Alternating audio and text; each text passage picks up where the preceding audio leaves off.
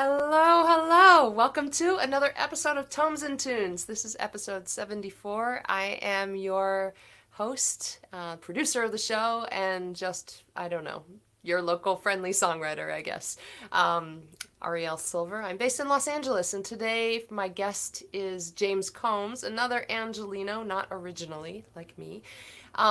First, what do I need to tell you this week? It is the Folk Alliance Regional Conference's multiple weeks. First, I'll interrupt myself to say that that's the Burbank air traffic going overhead. You'll hear that a little bit over the course of the show. Can't do anything about it. Anyway, so we had the Far West, the Folk Alliance Region West conference a couple of weeks ago. That was very fun. I was involved with that. This week we have the Folk Alliance Region Midwest conference. It already started yesterday, so if anybody's tuning in or planning on attending that conference, tuning in from or attending on planning it, please do say hi in the chat, definitely, so that we can connect through the inner channels of the farm conference. All virtual this year, but I still like to think that I'm traveling to Chicago right now. I probably will be traveling to Chicago for next year's farm. So, and then in a couple of weeks we have NERFA, the Northeast Regional Folk Alliance. So lots of conferences happening right now. Here we are also last week of October. This month has seemed endless to me, really long, packed with a lot of great stuff, but I am really looking forward to just giving out candy for whatever trick-or-treaters might come to my door this year, and just having a little bit of a holiday weekend, I suppose. What else to say? Oh, speaking of Halloween, I am teaching, so I have a yoga studio, an online yoga studio. I teach yoga every day on Zoom, as my sweetheart does as well. It's called Bhavana Flow Yoga, and if you're interested in that world, you can get to it from that link that's ticker taping across the bottom, Bhavana Flow Yoga. This weekend on Saturday, as part of the studio, I'm teaching a 2-hour workshop on stage fright.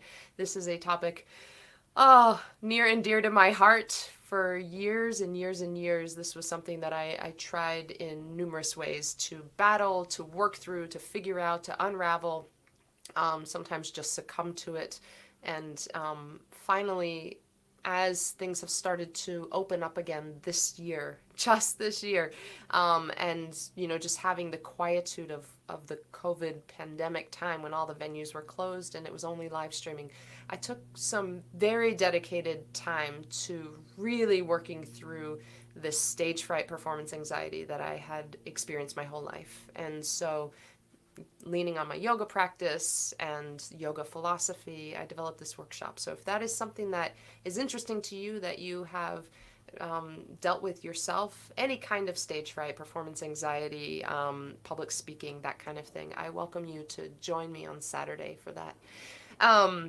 And other than that, I'm showcasing a few times this weekend. I want to show you one of the showcases because it is put together by our guest this week, James Combs. He is, let's see if I can, I'll have to take myself out of the feed to show you this poster, but he is also part of the Farm Conference this week, and James and his sync licensing agency, Laurel Cannon Music Licensing, have put together a collection of songwriters. I don't know if they're all West Coasters or not. I guess I'll ask James. But it's an incredible lineup. I'm going to remove myself so you can see what that lineup.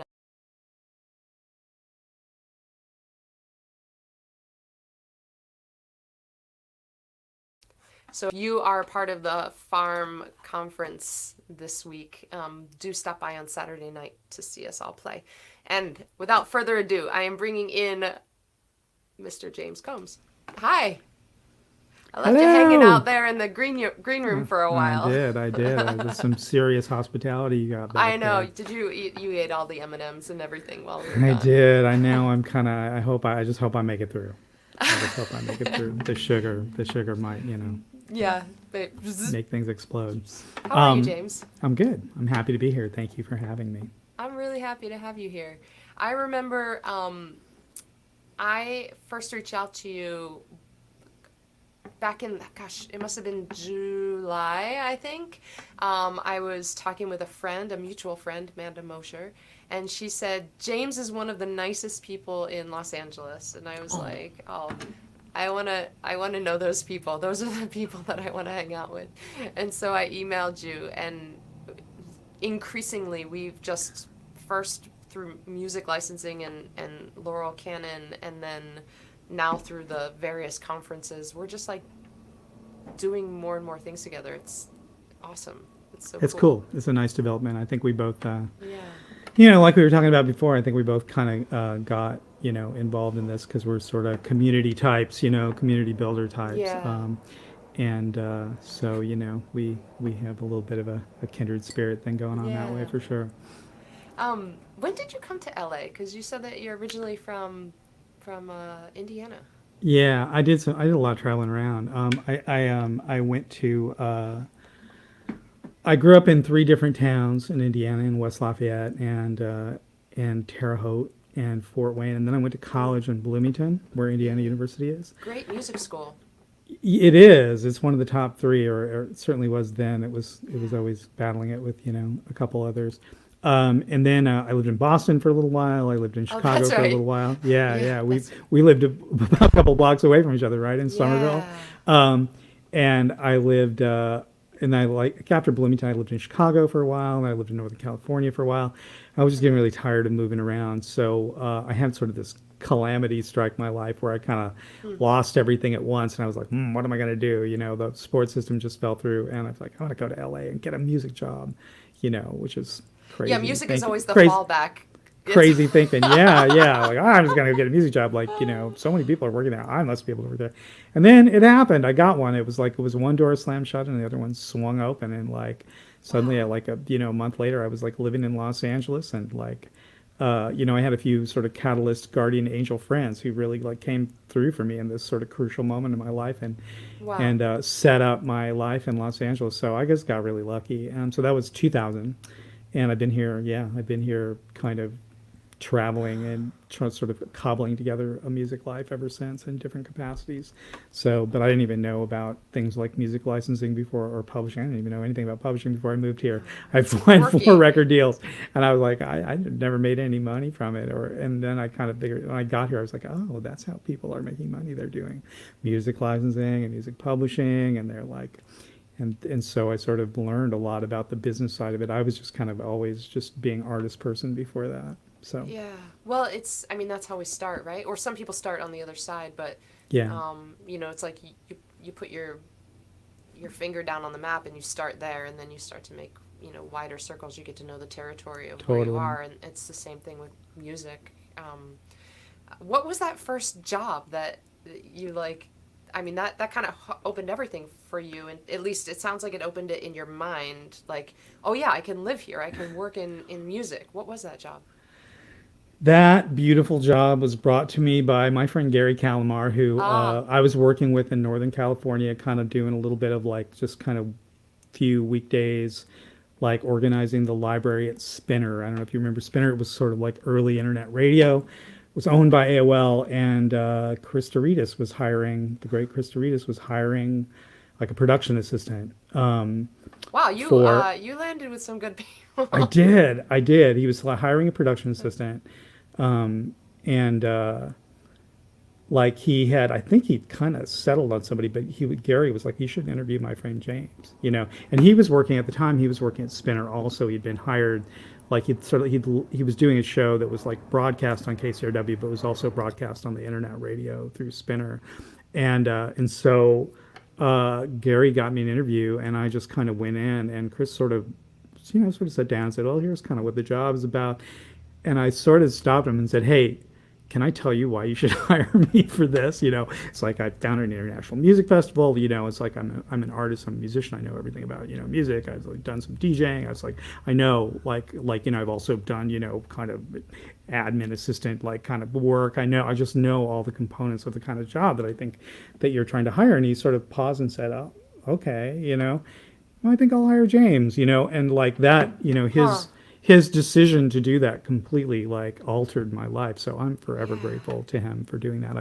I learned a lot. I kind of had, weekly trips over to KCRW to kind of drop the show off. I got to know everybody there, and I got the life of somebody who works there. I got to go to all the events and the concerts and the angel events, and like it was really, really nice. It was how Los Angeles is such a kind of big nebulous place. I had like a group of friends, within like 6 months. I had like a lot of friends here. I knew a lot of people, and so it's a really great way to land here. I always recommend when people say, what should I do if I'm moving to Los Angeles? I was like, or really any city. I'm like, volunteer at the radio station. Go volunteer, here at KCRW or KCSN. I love 88.5 now. They're kind of more the rock station these days. And like, do volunteer work and get to know the people who are working there, because that's how I learned about sync licensing, because all the DJs were doing, like Chris was a music supervisor and Gary was a music supervisor. And so I kind of learned about that world through them.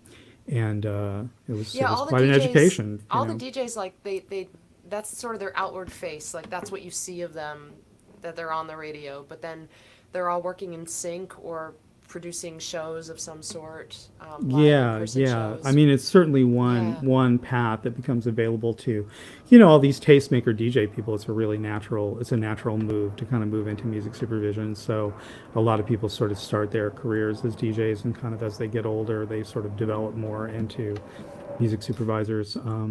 Music supervision kind of comes with its own, set of challenges. It's kind of I think, I don't know. There are no standards of how to pay music supervisors. There's now there's a guild, but for a long time there was no guild. There was no guild, or no or no Emmy or anything. It was sort of this weird thing, this weird job that people who were in the production side didn't really understand a lot. Some people did. It came with its own set of challenges, but the folks who worked there, and especially Gary and Chris, really kind of saved me at this crucial moment in my life. I'm extremely grateful to both of those guys for that, forever. They really they altered the course of my life in a big way. Well, you said that a lot of those DJs end up doing music supervision. You do music supervision. Have you been an on-air personality too? No, not really. I've always just been like the artist side. I mean, for them, like the DJ part is sort of, one of the big, crucial creativity, way they sort of express themselves. But I don't really think that way. I'm just more of a song maker. I produced Chris's show. Like I kind of went from being production assistant to being producer. The producer left and moved back to England, and so I was the guy standing there. I feel like that happened to me several times along the way in LA, and it seems to be a thing that happens to a lot of people. If you're just the one who's standing there when the job becomes available and you know how to do it, it's really easy to be like, well, what are you doing on Saturday? Yeah. And so. But I have never been. I produced Chris's show for a number of years, and that was really, really nice. But when my wife and I decided to have a baby, I stopped giving up my Saturdays, Right. But it was great. I'm like so grateful for that experience, So I was like kind of producer person, and I've done some music supervision. I mainly do the licensing company, and I'm music coordinator for Gary and his music supervision project. So we work together, and sort of I'm kind of like the lead on the licensing company. He's the lead. He's the extremely accomplished and amazing music supervisor, and I just help him out with the administrative stuff. So the supervisor, he's the one that's. I think I've always conflated those two, actually. So the licensing, you do more of the business side, the contracts and stuff like that. Is that? There are two different things. One, there are two different companies that have different aims. The music supervision is a gig where they kind of make sure that all of the music licensing needs for a TV or film production are taken care of. All the rights are secured. The fun part of it is the creative part. They pitch stuff to the producers, and the producers and directors are always the one who make the final decisions about what music goes into shows. Music supervisors, common misconception, they don't actually make the final decision, but often, I mean, it's very, in almost every episode of every show that we work on, there will be sort of a spot in the show where they're like, oh, we really need some kind of can you send us some 50s bebop cues for this spot, or can you send us some, kind of cool contemporary like hard rock song, or and so what we will do is kind of do research and put together a nice long list of options for them. And so publishers and artists and music licensors and record labels will send us, sometimes we do calls out to, or Gary will do calls out to music rights holders and ask, hey, we're looking for something that's got this, maybe that we're looking for this kind of theme and this kind of vibe. And so people will, kind of provide us with a bunch of options, and we'll pull things from those options and ideas that we have. Gary will have a lot of great ideas. I mean, that's one of the things he's really amazing at. But I will, I'll sort of contribute my ideas as well, and occasionally something that I suggest will stick.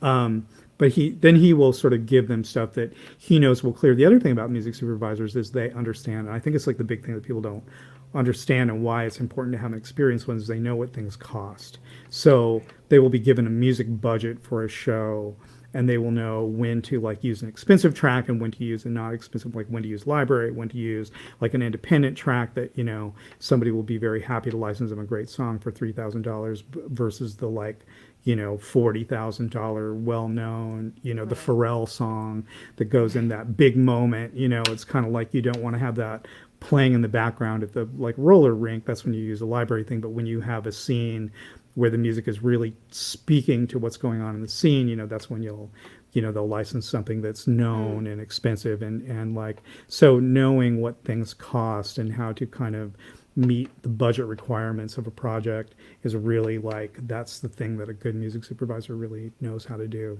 Wow, that's great.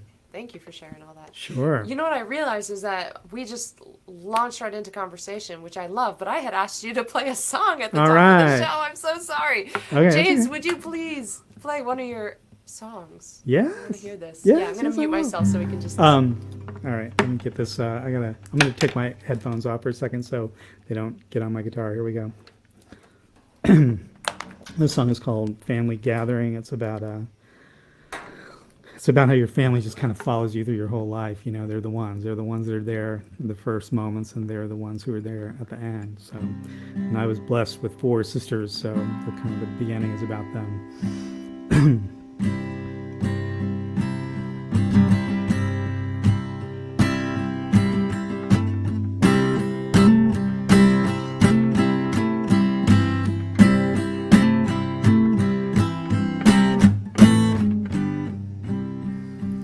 All my sisters gathered up around me when I came home. All my sisters wrapped themselves around me when I was born. Shrieks, coos, kisses, cackles, cries, songs and sighs and wide wet eyes. All my sisters wrapped themselves around me when I was just a baby, when I was born.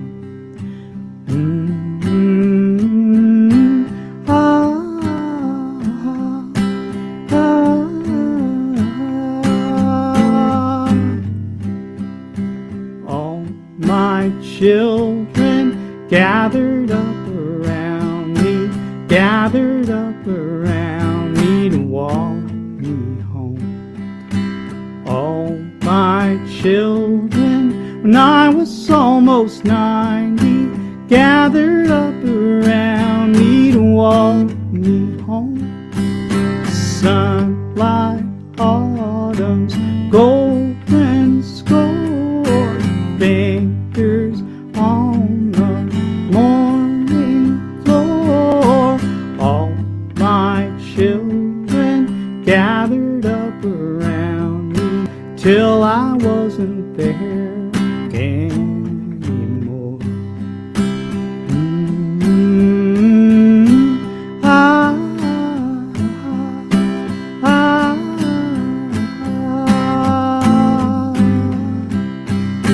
Tears of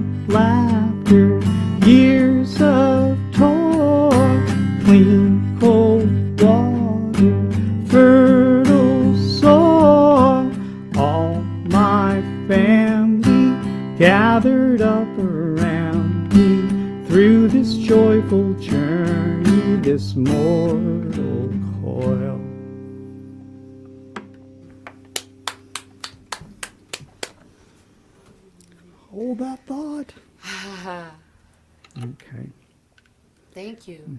Oh, thank you. Ah. It was so Okay. nice to hear that. I've heard that song before, and it was just really nice to hear it in this setting. I always feel like I'm getting a private concert um, on this show, and it's just so cool to listen to music like that. It's a little bit, it's kind of funny. Maybe I don't know if I felt this way when I first started the show, but I do remember feeling awesome, like getting this kind of thing. But now I feel like it's a little bit like what you feel when you have a house concert, when you're just like sitting at the foot of a songwriter and, there's just, 20 people, 50 people in the room or whatever it is. And there's that intimacy.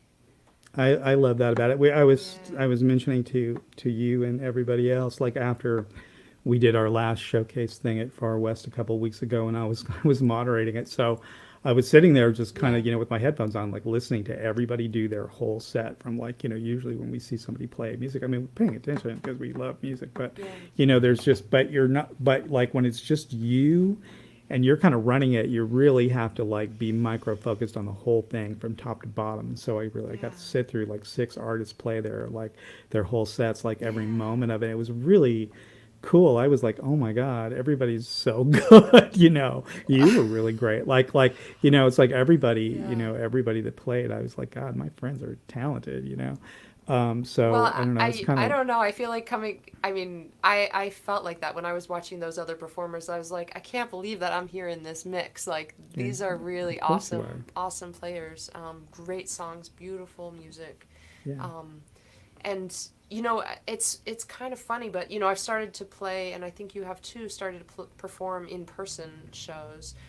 But there's this hybrid moment in time, which I think might last forever. I mean, as much as things last, but where we'll continue to do live stream events and virtual events and also have in-person events. And I think because I have that contrast happening, so just a couple of days ago I was performing in person, and now here I am talking with you over this. um, I'm aware of how many distractions there are in-person events. And not saying the distractions are bad or good, or I mean, they can run the gamut, but it's a very, very different experience when you're just sitting right here and you're like, yeah, like I'm watching this. And any distractions, the distractions here are like a squirrel might run over my roof, or at night the raccoon is kind of ambling across my backyard, or something Yeah. like that. But but I was playing a show with another songwriter the other day, and in the middle of her song, this table erupted in laughter about something at the table not having this, but it was like, oh yeah, that kind of thing happens, like in real in-person things. Yeah, I've been trying to kind of like I mean, one of the things I like, I ran a series with my friend in her yard over in Beechwood Canyon up until this summer. I mean, we're kind of up until the pandemic, and then we did one last hurrah as we thought we were all coming out of it at the end of May and the beginning of June, and then it came back, so we couldn't do a second last hurrah, which is what we had planned. But I love doing that because, Many, you many know, last hurrahs, bring them yeah, all. hurrah, hurrah, hurrah. But I love doing it in that context because people were there to listen, and I think if you can kind of set up, I mean, I'm not playing lots of kind of bars. I try to do more house concerty kind of things Yeah. because for A, my music is just kind of quieter now than it Yeah. used to be, and people just are kind of there to listen. So it's sort of a different thing. I think when you're out playing, I think when you're out playing in public, you gotta like win. You gotta earn. You gotta win people over. I don't. I'm not a. I've seen. We've all seen performers kind of like go like, "Excuse me, can you guys be quiet? I'm trying to play music. It's very important what's happening, and it is very important what's I happening have on many stage. thoughts about that. Yeah. So I don't, and it's and I think an argument can be made that that's a very fair thing to do. But the sort of like the other side of it is that the artist has to kind of win people over. If you're kind Yeah. of out there, and that's hard. It's hard to do that. I mean, I think you can Yeah. try and you can be funny, or you can just come out with like 3 devastating songs in a row, and then people kind of stop talking and start listening. But I I uh, But I don't know. your songs are intimate. I feel like your songs Yeah. are the kind of songs that they're not party songs. Um, you know, Party it's songs. I do. it's like well, sorry. No, no, no, No, no, but no, I no. mean I'm like, getting it. Oh, yeah, yeah, yeah. No, I you know know, what you're it's like saying. Yeah, that yeah, yeah. there's a reward for listening closely to the song, whereas Sure. some like a party band kind of music, the reward is almost it's like the energy of just like it's a different kind of reward, and Yeah. it's also a different kind of contract, unspoken contract between the performer and the Sure. audience. Sure. You know, yeah, house Yeah, concerts. you got to put yourself in the right environment. I guess that's what I'm saying. It's kind of Yeah, like if you put yourself in an environment where there's probably going to be a lot of clamor and you're trying to play quiet songs, yeah, it's going to be a much harder, kind of challenge for you to kind of win people over than rather than putting yourself in a listening environment. Especially yeah. like I like to tailor the environment if I can. I mean, that's what I loved about the house concert series. Like I just got like artists that I knew were great to come play with us. So so we look good because we were like playing next to other people who looked good. So it was like, wow, all this music is so good. And then Yeah. but also, everybody knew that it was going to be a good day of music and that you should come and sit and listen when people play. And then we also made space for people to talk and kind of have a party too. So it wasn't just demanding all of their energy the whole time. It was sort of a bit of both. So I think you got to if you can curate it and you sort of curate it the right way, then everybody has an amazing experience. And that's why we're doing it. Yeah, I love that. I love all that. Tell me about the difference between James Combs and Great Willow.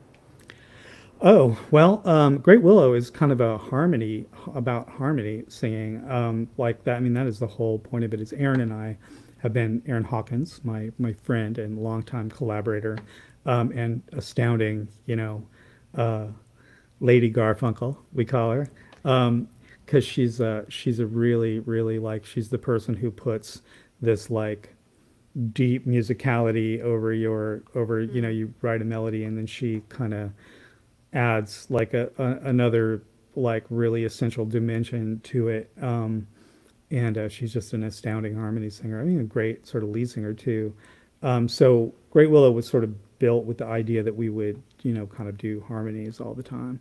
And so that's kind of what the band about. And Ed Barguarena is a great sort of drummer and arranger and super cool person that just brings like a real bright spiritedness to it. And so the three of us have been sort of the essential part of it. And we have a great bass player who plays with us sometimes, Jimmy Hawes, who I think he's the only bass player who ever played with the Doors, like in one of their like late inceptions. And then the band with no bass player, and he's also a great jazz player and stand up player. And then Rich McCauley, my great friend, played guitar for a long time with us, and then he had to move away from Waco. He lost his home, and it's kind of awful, you know. One of those things where you're a renter and you've got a great place to live, and then suddenly the person that you're renting from stops being your friend and decides that they're going to take your house away. And so Rich had to kind of like Mm. Yeah. it sort of forced him to move to another part of the country. So but he's a resilient man and he's really making it work in El Paso, and we're still in touch a Wow, lot. El And he's Paso. yeah and we're writing he's mixing some music that I'm working on, and so we're still great friends. But he's an amazing guitar player. He's like that kind of Bakersfield badass guitar player that when you're doing stuff with some country inflections, he's really great at that. And so in Great Willow has more of a kind of country feel maybe than my solo stuff. So Yeah.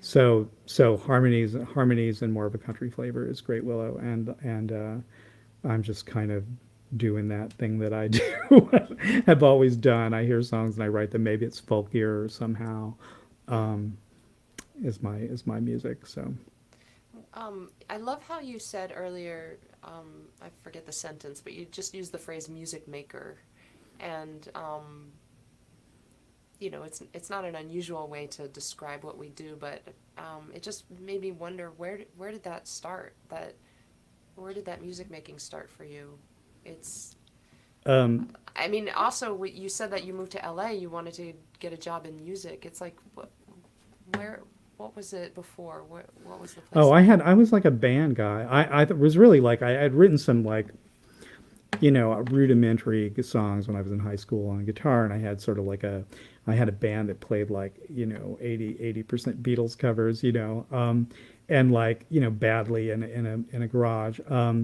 well, not, I don't know. Actually, some of them were pretty good, but you know, really great guys that really had fun playing music, and you know, that I got that sort of band spirit, but it wasn't sort of like Mm. serious music. And then when I was a freshman in college at IU, I kind of freaked out, and my sister Karen, who has been my art guru my whole life, was living Mm. in Boston, and she Oh. said, "Why don't you come live with me?" And I said, and my boyfriend, and I said, "Okay." And they had this great. That was when I moved to Porter Square, and got a Yep. job at the Coop, and because they'll hire anybody, and Did I tell you that I worked across the street from there at Out of Town no, News? oh no, no, nice. Yeah, I mean, just entry levels urban jobs, you know. Yeah.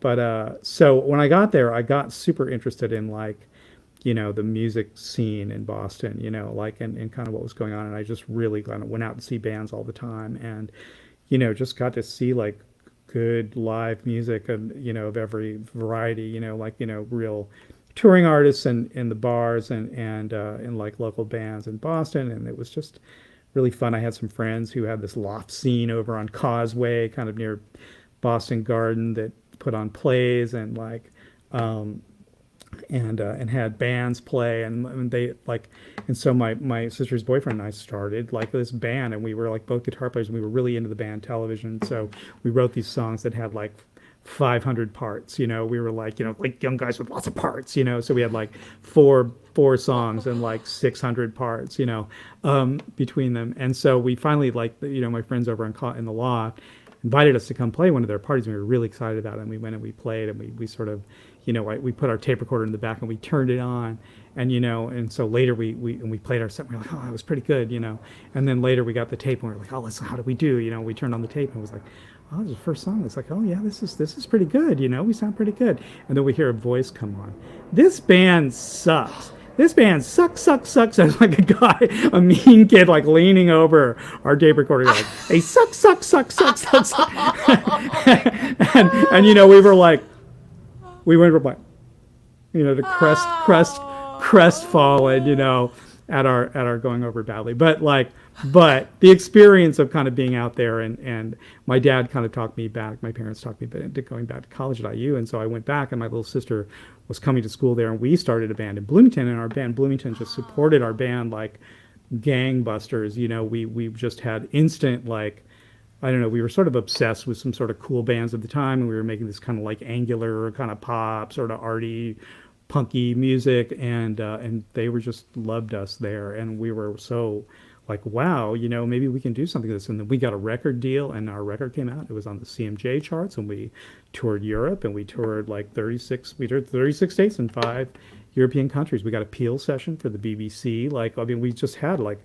holy smokes, we had the experience, you know. And I mean, it never really like, I mean, we got to do some cool things. We got to we made a record at Paisley Park at Prince's studio. Like, so this is just like kind of, you know, rural kids from, you know, Indiana, like, you know, golf course on one side of the house and cornfield on the other, like, kind of was our life. And so we were really like, you know, we got to have the kind of like adventure of being traveling musicians, and also sort of this thought that of like, okay, you're like, you know, you're good enough at this that you should be, you know, trying hard at it. And so Mm. so that really just gave me kind of like a taste for urban life, and a taste for travel, and it's sort of that taste for the sort of adventure that, you know, you kind of get when you know, embrace the musician life, you know.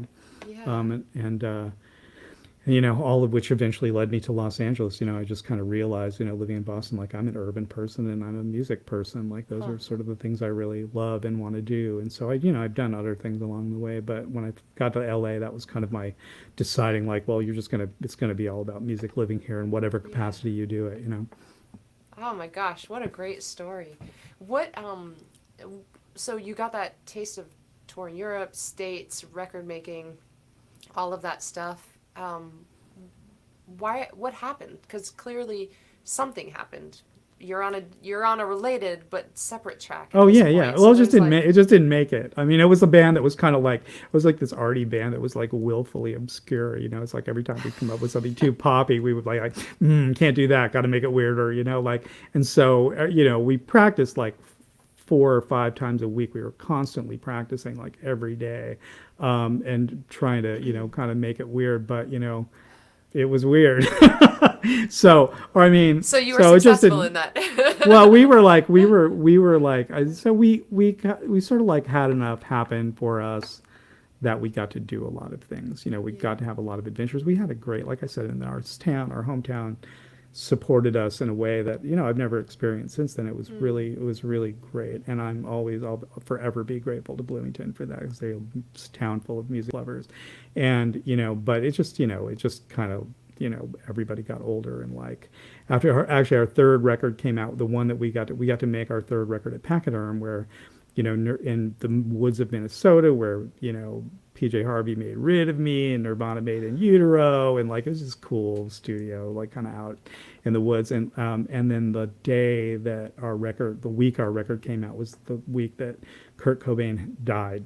And so it was kind of like this like devastating thing for everyone who loved, was sort of the spirit of that band and that guy, but also like devastating for our record, because nobody would write about it, because nobody it was and records sort of come and they have a moment or they don't. So we had kind of weird, we had some amazing great luck and some just Right. terrible There is timing that. things that happened. There But I is was going that to ask timing. you, what was your path into music? So you were telling me Hmm. earlier, you kind of like you were living in the South for a little bit of your youth. Like what brought you, how did you become this kind of person?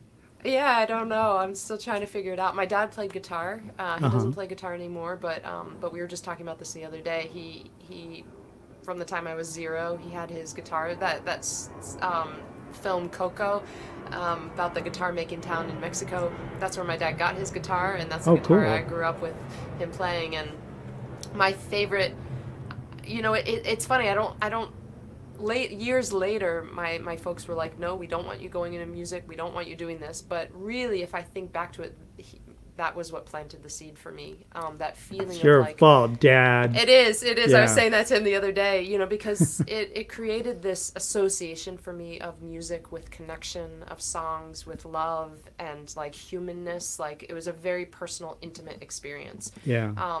And he was playing for me. This woman at one of my shows the other day, I mentioned something about Peter, Paul, and Mary, and she was like, "How did you know about Peter, Paul, and Mary?" And I'm like, "Well, first of all, who doesn't know about Peter, Paul, and Mary? But second of all, when I was born, my dad was 23. He was just a kid himself, and I wasn't. I was. He was playing the songs that he loved, and he was playing Peter, Paul, and Mary, Paul Simon, Joni Mitchell, Joan Baez, Harry Chapin, Phil Oakes, like all of these people, and that's what those were the first songs that I knew. So that was the seed of that. My grandmother or grandmother, one of my great grandmothers had a piano in her house. This was not a common thing in my world for there to be a piano somewhere, but there was a piano in her house, and every time we went to visit, which was only maybe 3 times a year, but I was obsessed with this piano. It was it was a condo. It was just like a dining room, a living room, a kitchen, and then some bedroom somewhere in the back. But like, so I would sit there banging on this piano playing, Do a Deer, and the adults would try to have a conversation, and I was sort of banished from the piano, but I was obsessed with that idea of the piano. So I told my mom, I really want to play piano. And she said, maybe when you're older, but first, in 3rd grade, my school had a great music program, and in 3rd grade, they gave us the opportunity to play violin. And so she said, first violin, because we can rent you a little violin, and, you can just take classes in your school, and, the problem was that, and this is sort of maybe the root of this show, but the problem was that to take these violin lessons, I had to leave my reading class. And so I was missing my other favorite subject. There was kind of this war between music and books right from that early age. Um, you know, I quit going to violin. Next year, wanted to play a woodwind instrument because they introduced band instruments. So, all of this stuff, piano just kept getting kicked further and further down the road. And I've done a little piano, but I'm not an awesome player. But I played woodwinds for a long time. I went to music school on a clarinet scholarship. Played a lot of just classical and Renaissance woodwinds. But sometime in college, I picked up a guitar, and I was like, I think kind of coming back to my roots as, that those folk songs that I had grown up on. So that was sort of where it started for me. I mean, it's all meandering, and I'm trying to really figure out the strongest part of the braid. Like, what is that river that runs through the whole thing? But it's all mashed together. I was raised in a what would now be considered modern Orthodox Jewish household. We went to synagogue, so a lot of those melodies, that music, that song from the synagogue was part of my upbringing too. All kinds of stuff. Yeah, our culture, all cultures, are really like steeped in music, right? I mean, especially like I think kind of growing up in the modern era, it's just like been an era of song. I don't think it's that much anymore. I mean, my son is is now kind of like listening to music that was kind of on the radio when I was a kid, because he hears them in like because he hears it in X-Men movies, scenes from like X-Men movies.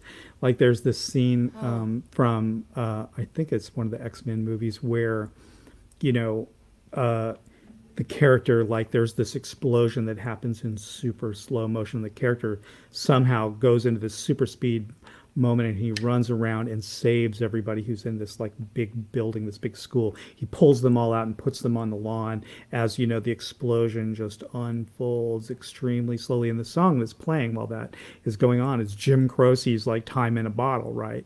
So oh, Sander loves Time in a Bottle, but right, he would never know that song from any other context. And so he's got a little right. Spotify playlist that he plays on his Sonos, and it's got that song in it. And the same thing with like, like, Huh.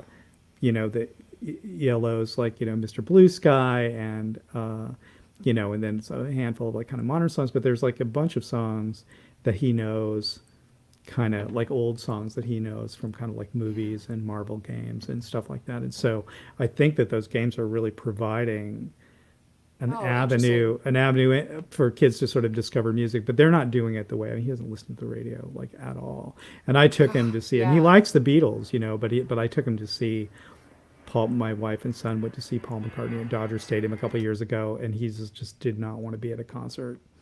That was just not fun for him to have like some little guy way off in the distance playing songs that he sort of Oh, recognized, but wow. like, Yeah, yeah, yeah. but it wasn't like the same kind of like, you know, it Yeah. just was not a like, this isn't the cultural experience that engages him, And like it isn't. maybe that's part of it too, because my first concerts that my parents took me to, I was not allowed to go to rock concerts, so that I had to do on my own. But in kind of sneaky sort of ways as I got older. But when I was in elementary school, my parents took me to folk festivals.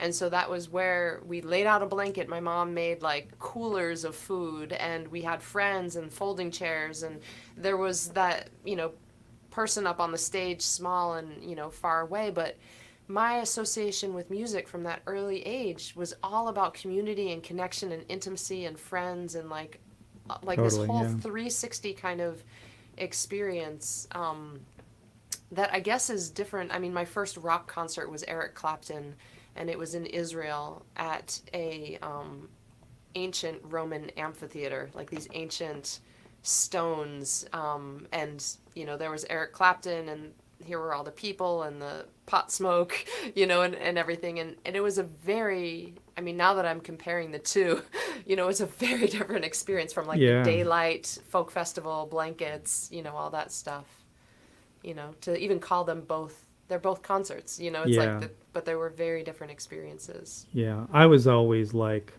when our family would go into the like, you know, um, the hotel, um, on vacation, this is the kind of like, conservative hotel, and there would be like, and then you'd be in there in the afternoon, and they'd be like the music gear in the lounge Yeah. that the lounge band who was playing there at the Yeah. hotel and out on the highway that night was going to play. I would just be standing there staring Yeah. at the gear, like the sparkle drums and the amplifiers, and just be like, like I Yeah. always loved music kind of from the beginning. And I had sisters who were super music fans, so my older sisters were kind of, they were like big Beatles fans and kind of like they liked the music of the 70s and stuff. So I think I like just associated music with my cool older sisters, but I just like That's awesome. I I wish I had loved it cool out of the older gate. sisters. It was big. It was so big for me. I think that really like I'm really like I'm grateful. I'm grateful that You know, things played out that sometimes way for me. sometimes when I'm playing live, this happened just the other day too, at that same event that I was describing earlier. Every once in a while, there'll be like a young child that kind of steps away from their family or whoever they're with, and they're just like, it's like a magnet. They're just drawn to the stage. It's almost like someone's pulling, they're pulling, and I always look at that child and like the way that they're just standing and they're just drawn. There's no, it's just a complete sensory, impulsive, intuitive attraction that has nothing to do with, oh, I want to see what they're doing. It's not an intellectual like, you know how are now it's like, how is that person playing that thing? It's just like, and I look Human at those. human response to you too. I mean, that's Yeah. but I'm sure that it has to do with the sound that you're making, but it probably has a lot to do with like the the There's just human something. who's Yeah. standing in the light, emitting that sound. Like she was like, who is this woman? I want to be like this, Well, or yeah, there's that something, thing. Like, I mean, I not look. even that conscious of a thought, but Right. just kind of like, I mean, that picture of the night is probably the thing that one would take away from it over a long period of time. I feel like I just have snapshots of things. I don't really remember what the Yeah. music sounded like. I just remember what the picture Yeah. was. That's funny. Yeah, we do. We Yeah. remember the visuals. But sometimes I look at that kid and I'm like, ooh, is this the seed? Yeah, yeah. What's gonna happen with this kid? And are they the one that's gonna grow up to do the things that you and I are doing? It could be very Yeah. easily, yeah, or one of the many seeds because we live in this world where there's so much, like so many of us. And I think that's one of the nice things about LA. I think is the arts are really valued here, and we know Yeah. so many parents who like love their kids to be kind of like, kind of exposed to music and exposed to theater and exposed to movie making Yeah. and exposed to like all the great things that are available. And I think, kind of growing up in the Midwest, it just wasn't taken as seriously. I will say that my parents were very supportive of me and my interests. And I think the fact that I was interested, even though they liked music and they would sing in the car, and our family always Yeah. did a lot of singing, but my parents, bless them, were always very honored this idea of, you should do what your real interest is in life. And they never told me not to play Wow. music. And they That's never, powerful. they never, I mean, I think that they were always, probably concerned um, about my prospects and for good reason. But, it's like I'm still getting by all these years later. It's like I followed that path and it was hard sometimes, but I think that they always just kind of trusted me and loved me and wanted me to kind of Mm. do the thing that was my real interest in my life. My dad was very much an advocate of that, and my mom too. I'm very grateful to them for being that way. I know a lot of people's parents were not like that. Yeah. Wow, that's awesome. So awesome. James, it's Tomes and Tunes. I gotta ask you what you're reading. Oh, well, I'm reading George Saunders' A Swim in the Pond in the Rain. It's his book where he takes classic Russian, the stories of classic Russian literature, and will just talk about them, kind of like, so he'll sort of have the story, like 2 pages of the story, and then like 3 or 4 pages of just like, what is he doing here? It's kind of like, it's a book where he Oh. just takes apart these kind of classic pieces, classic short fiction, this great fiction writer himself, and will kind of take apart like every moment of the story and kind of, well, why did he make this decision in this moment? Like what if he had said this instead? Then how would you feel about this character? And what is, it just sort of like asks a lot of questions, like, Wow, that sounds why did he awesome. make this decision? Like, and so, I'm kind of like crawling my way through it because I read at night before I go to bed and I fall asleep after three Guilty. pages, like, Same thing. because I'm an instant sleeper and an early morning waker Yeah. and worrier. But but I love him, and I really like that. It's interesting to read a book like this. It's very unlike anything else I've ever read, and I'm also have become, sadly, I mean, I studied English literature when I was in college, and so I was really, I think my songwriting, my lyric writing was really formed from, English English and American poetry. Like, it's like I thought a lot about people like Emily Dickinson and Walt Whitman and stuff when I started writing lyrics and kind of copped some of their moves. And I mean, that's sort of where I got my language education, but lately it's been sadly mostly biographies of musicians and autobiographies of musicians. But that's been fun. Like the Buck Owens autobiography, Buckham. It's amazing. It's amazing. I love memoir. I don't love celebrity biography or Yeah. autobiography. And Yeah. so even though I've read some, it's a totally different kind of book. I like this. I like the inquiry, the self-inquiry of memoir written by just beautiful writers Yeah. who are interested in that introspective Sure. examination. It's different than a reportage of what happened to whom and when. That Yeah. you kind of get with that sort of thing. But that's Well, that's interesting too from a musician standpoint. it's it depends on who's writing it. I think when you read what Bruce Springsteen has to say about his life, it's really troubled. He's a really troubled person. I mean, some of them are kind of like lighter. I mean, when you read like what Robbie Robertson has to say about his life, he's sort of loquacious storyteller, but there's something that's kind of a little bit guarded about him. Right.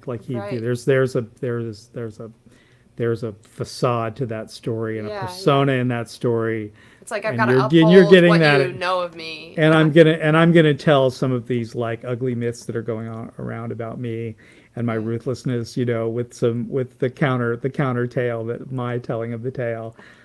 Somebody like Elvis Costello, I think, does a very like kind of deep and real sort of self-examination, and his autobiography is, I think, really worth reading. And he's also a great writer. I mean, he's somebody who is like loves language, Yeah. and writes with a lot of depth, and his experience was so interesting. He's like kind of like I like these stories as kind of, you know, as somebody who loves kind of like American history and is really interested Yeah. in like, It's the like history of. culture. Like Yeah. it's very much this kind of like, well, here's what it was like, being born in the 50s in England and kind of going through this weird post-war era, and then, having this sort of scrappy start to an artist's life that I didn't aspire to, and like, and then like I got obsessed with, and then this is kind of like what happened to me like along the way. And so, I mean, it's always, everybody's always sort of telling their version of the tale, but I like,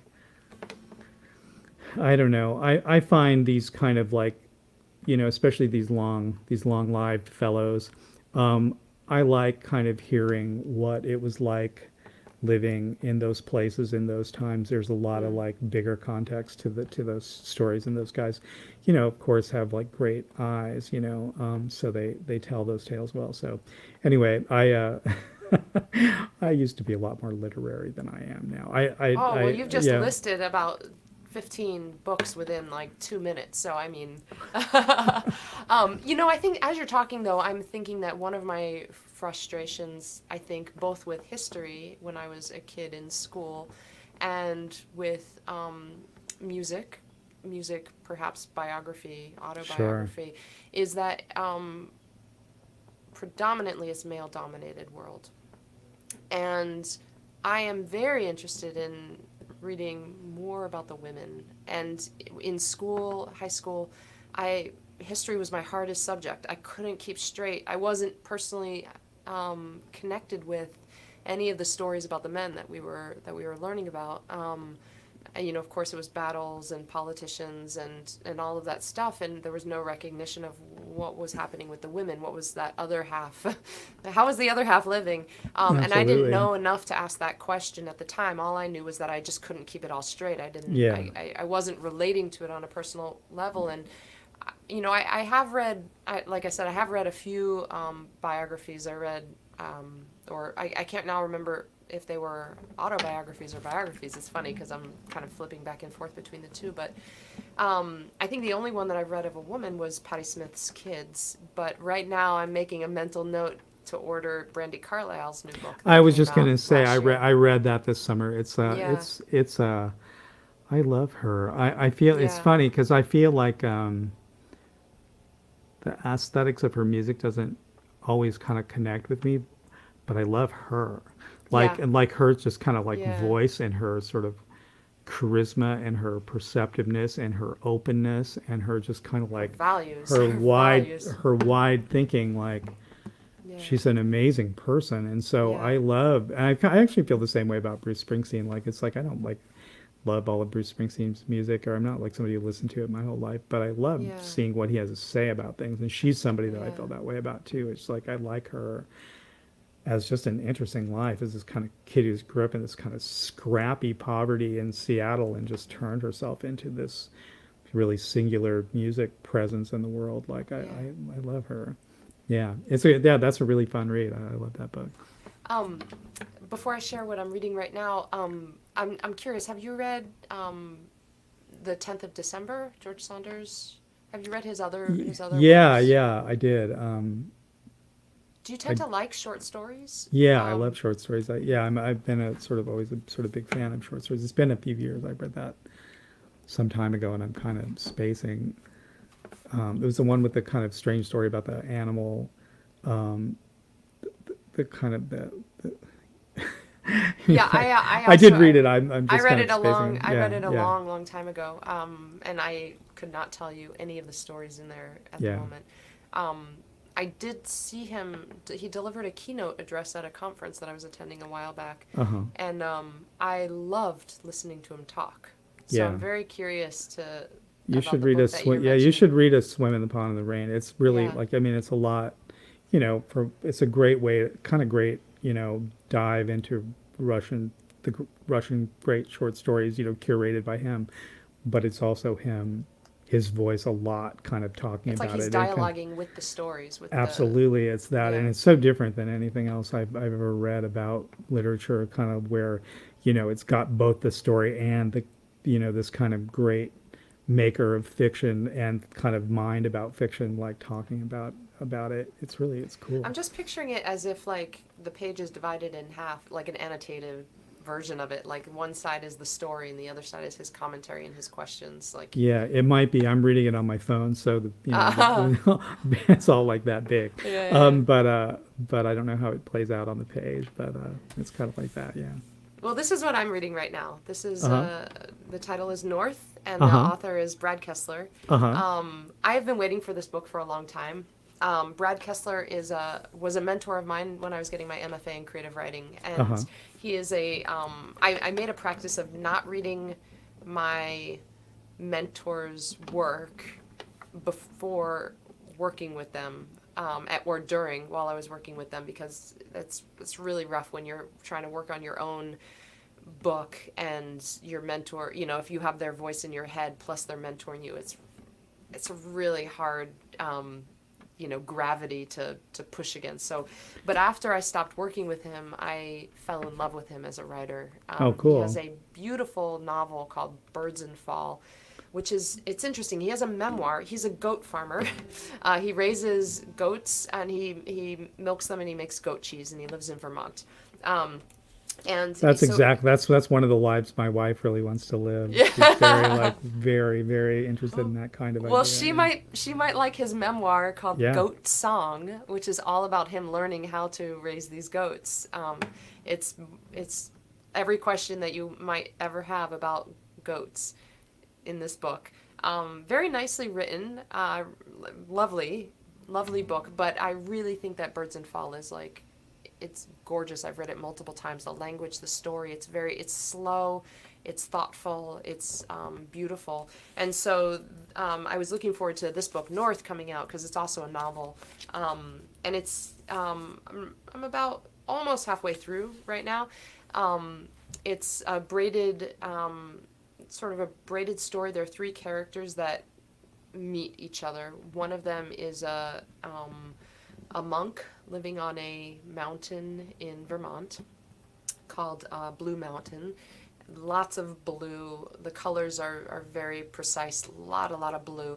One of the other characters is a woman from Somalia. She's a refugee. She's coming into the country illegally, and she's trying to get to Canada. This is during the Trump era that this is taking place, and so it starts with her in Somalia. You get a lot about her life there. I never knew anything about life in Somalia, really, so it's great. And the monks that are living on the mountain, there's an awareness of climate change that kind of comes in as they talk about the seasons and like the unpredictability of the weather. And then there's another character who's a kind of a caretaker of the monastery, and he is a veteran from the Afghanistan war. And so they've all got their different personalities, their different thoughts, their struggles, what they're working through. And at some point, I mean, I'm nearly at the halfway mark, so something's got to shift right now, but right now they're sort of all coming together at this monastery location. That sounds cool. Yeah, that sounds great. What is the language like? How does he sort of? Oh well, yes. Well, yeah. that was why. That's one thing I love to share on this show. A little bit of a quote or a little passage. Let's see here. Language is everything to me. Me too.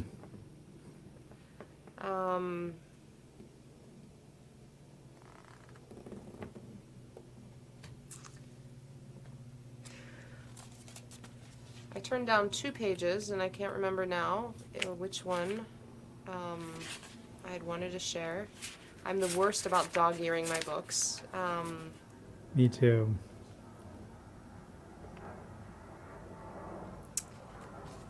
I'll just pick the second one. One night around that time, Sorrow stood with her grandfather under the stars. By then, he'd shown her the planets and where each constellation appeared in the night sky.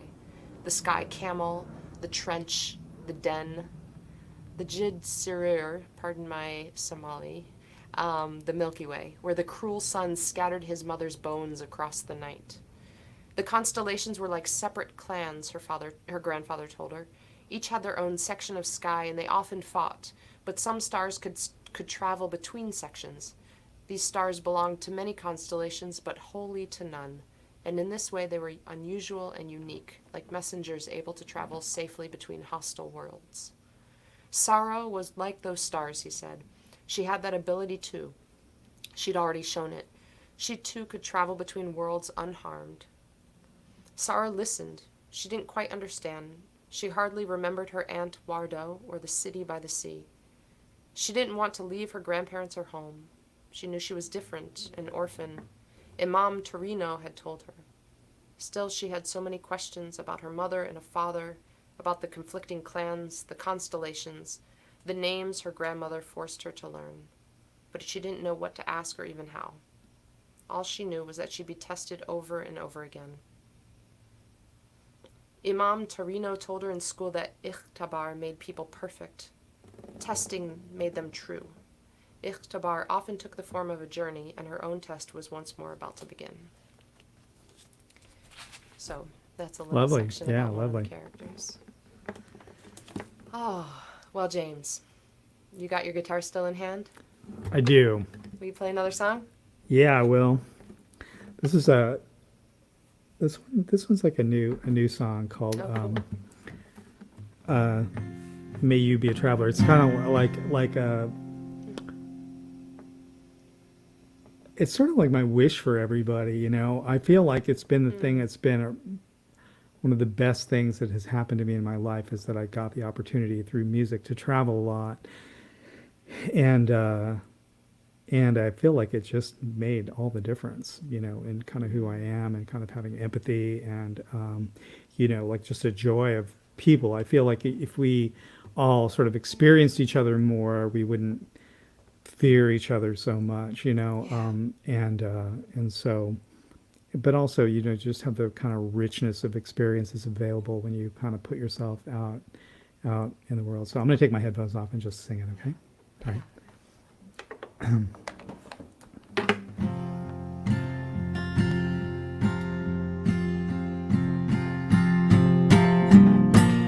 May you be a traveler in the company of travelers. They always love you back as one of their own. May you be an artist in the company of artists. They always hear your song as one of their own. May you find yourself on a ferry in a northern sea.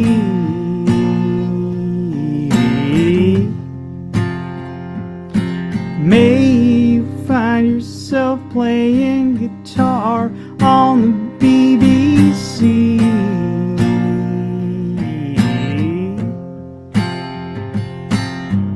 Everybody come and see. Everybody come and see.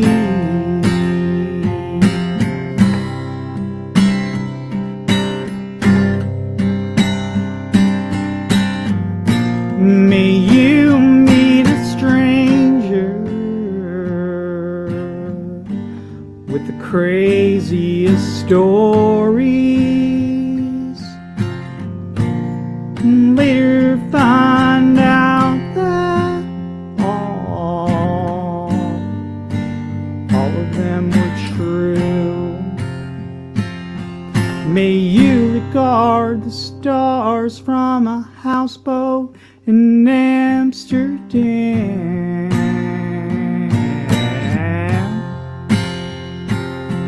Be face to face in parallel chase with Oscar Wilde and Chopin.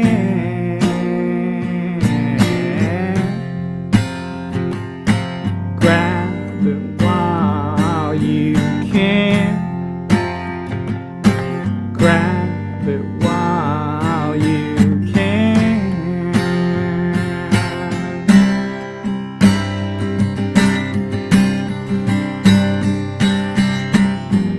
May you be a traveler with a companion who always has your back as one their own. Who always has your back as one of their own.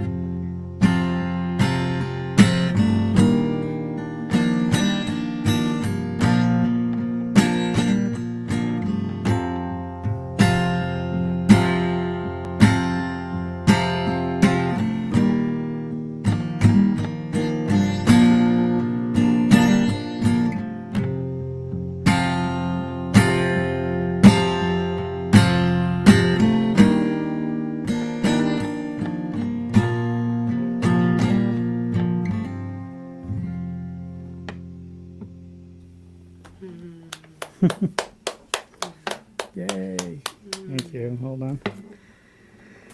Okay, so that's my song. Thank you. Yeah, thank you. Thanks Did for you having me. see the stars from a houseboat in Amsterdam? Yeah, I did. I did. I wrote that song. I was kind of like, well, I'm going to write a song about like everything that I did. That's all stuff that I did that I want, Yeah. other people to have that like, some kind of version of that experience. I have some songs that are kind of like, I don't know, my sister sort of told me about a quote from Tom Waits not too long ago that said something like, you should fill your songs with, things that you love, like, the most appealing things that you can think of.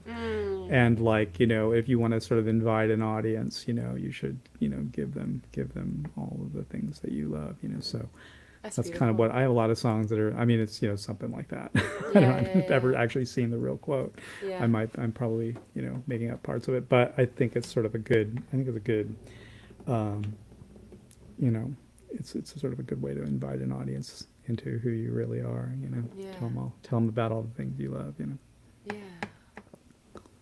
Did you write that for people in general or for your son? Both, both. I definitely, I write songs to my family kind of a lot. They're sort of the immediate audience. But it's sort of like as soon as Yeah. you start to do that, you kind of realize it's sort of what your wish for everybody is. Yeah. But yeah, for sure. Do you know that song by Laurie McKenna called Humble and Kind? Tim McGraw cut it, I I don't. think. She's one of my favorite songwriters. She's out of the Boston area. Hmm. And she writes a lot in Nashville now. And the song Humble and Kind. And she has a whole bunch of kids, like a million kids. And she writes a lot of songs that are, inspired in some way from that. And this song is kind of advice. It's like instructions, always be Yeah. humble and kind. Always do this, do that. Yeah, it's Yeah. it's tricky territory to write a song like that, a wish, or advice. But I don't know. That's Yeah. why I think you got to just, if you're gonna do it, it has to be sort of your real feeling about it. Oh, for sure. Yeah, for sure. Like Well, it might. 100% like exactly what you really hope someone will Yeah. know. So I think that's true with any literary device. It's like yeah, you yeah, start with like the structure or the rules of what you're writing, but then yeah, if it's going to be any good, it's got to come from a true, place. Yeah. the honest truth. Um, I guess I'll end the show. I'll take us out on this song. This is we're almost in November now, which means that it's holiday season. So I figure even though it's been 10 months since I've played the song, I thought it's time now. And speaking of truth, all my experience with Christmas is adult experience. I didn't grow up with the holiday myself as a kid, but following in the footsteps of the Jewish songwriters, this is not the first Christmas song that I've written. However, there's a writer by the name of Vivian Gornick. You may have encountered her along your travels. She has a book called The Situation and the Story. And she talks about, that there's a distinction between the two. And so when I was writing this song, I was really thinking about that idea, the situation and the story. The situation is Christmas, but the story is true to my own experience, going through a long ago breakup of a relationship at that holiday time. And so the situation is Christmas, the story is heartbreak or deciding to leave. It's called Lonely Time of Year. You might know the recorded version, James. Can you hear that?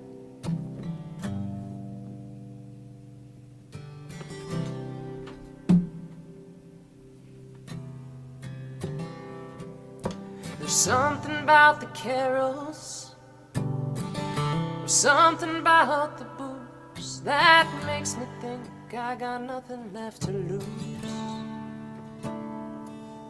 'Cause the Yule log's burning brightly, but I'm here on Christmas Eve, thinking maybe it's time for me to leave. Every station's playing I'll be home for Christmas. How the melody once filled me with good cheer, but with every glass you pour I feel more sorrow. In this house it's a lonely time of year. I hung up borrowed stockings from a hook above the hearth, wishing the year would end with a fresh start. But there's tinsel on my suitcase, I hid the mistletoe. Well, maybe it's time for me to go. And every station's playing I'll be home for Christmas. How the melody once filled me with good cheer, But with every glass you pour, I feel more sorrow. In this house, it's a lonely time of year, and I see 2-lane blacktop. My wallet short on cash. I always have a reason holding me back.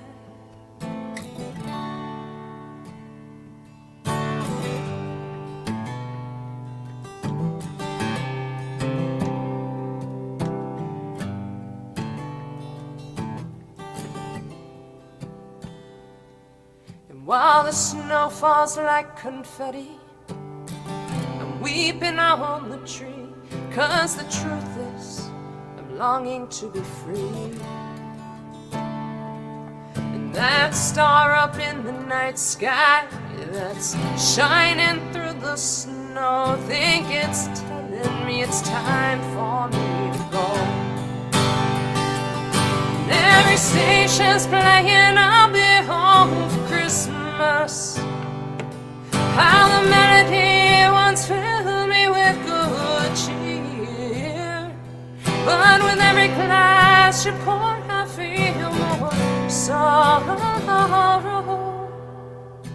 You may be home, but you're never really here. And in this house, it's a lonely time of year.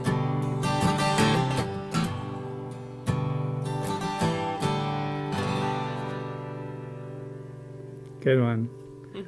Good one. I really like that. I like that line. You may be home, but you're never really here. That's a good line. Yeah. Nice. Good one. Thank you. And James, thank you so much for being here. This is just the kickoff of our whole weekend together, basically. Totally. Yeah. We're playing showcase tomorrow. All of it for Farm now for the Folk Alliance Region Midwest. But yeah, you and I are both playing the Petty Chavez Presents showcase. And then the next day, Laurel Cannon Music is presenting a showcase on Saturday night. Yeah, we have a bunch of like really excellent artists who we rep for sync licensing, including you, are playing on Saturday night. So I'm gonna probably stream it through my Facebook page and my cool. And my James Combs Laurel Cannon YouTube channel also, if people want to watch it that way. They said that we can do that because they want people to watch. Well, this is a different sort of setup for this conference because people catch these showcases live, but there's not going to be a recording of them, right? I think they're going to. One of the reasons I'm going to do I want to do it through YouTube is so I can archive it. I know they are very adamant about the live experience, but I kind of hate to let so much lovely music sail by and not be available again. So I'm going to try and see if I can get it captured on my YouTube channel. But so we'll see if I can pull that off with my lack of technical prowess. I'm really impressed with how fast you came up to speed for that last conference. So I'm like, I have full faith in you. You've got this. You're too kind. All right, James. Thank you for being here. Oh, thank you. Thank you. One last question before I let you go. So we have these showcases that we're playing, but is there anything else in particular that you would like to promote that folks should, where can they find you or anything that you want to particularly I have I have singles. My band Great Willow has a single that we put out a few months ago called Together Again. It's kind of out there in the on all the streaming platforms. It's a really, I love that. I love it. I think it's a really cool, interesting song. And then I have a couple of singles that I put out earlier in the year called Strange Signs and Circle Days. And I'm going to be doing, I have a whole album recorded, and Great Willow has a whole EP recorded that are going to be sort of, coming out over the next few months. So we got a bunch of music coming out. Yeah. Wow. Before the end of the year or after the turn? Probably after. I was hoping the Great Willow thing could come out before the end of the year, but it seems to be, the mixing part seems to be just not completed yet. So mine is going to be early. My solo thing is going to be early next year, and Great Willow maybe around the same time. We'll see. Maybe I'll just have two things at once. So That's thank awesome. you. Thanks for Wow, asking. that's cool. Yeah. Yeah. How about you? What do you have coming out? You've got that great EP that you put out last year. Oh What my do you gosh, have? I seriously can't think beyond this weekend, but I Yeah. do have the material for a new album. I'm working on pre-production, and Cool. just fingers crossed, just need to get into a studio and record. So All right. yeah. Well, thanks a lot for having me. Really Yeah, kind thank of you. James. Yeah. All right. And here I'm going to do the electronic equivalent of a hook across the stage. You stay right there. There we go. And thank you all for listening. Thanks for tuning in. James is just such a delightful person. I'm so glad that you've gotten the chance to hang out with us for the last hour samad, a little samad. Anything else I need to tell you? I don't know. Tune in next week, same time. New guests every week, songs and stories. And I will be heading to the South Coast next weekend for some shows in Ramona, California. So if you are in that neck of the woods, check out my tour schedule on my website. I will see you. Hopefully, would love to see you. Okay. And until we do cross paths, take good care.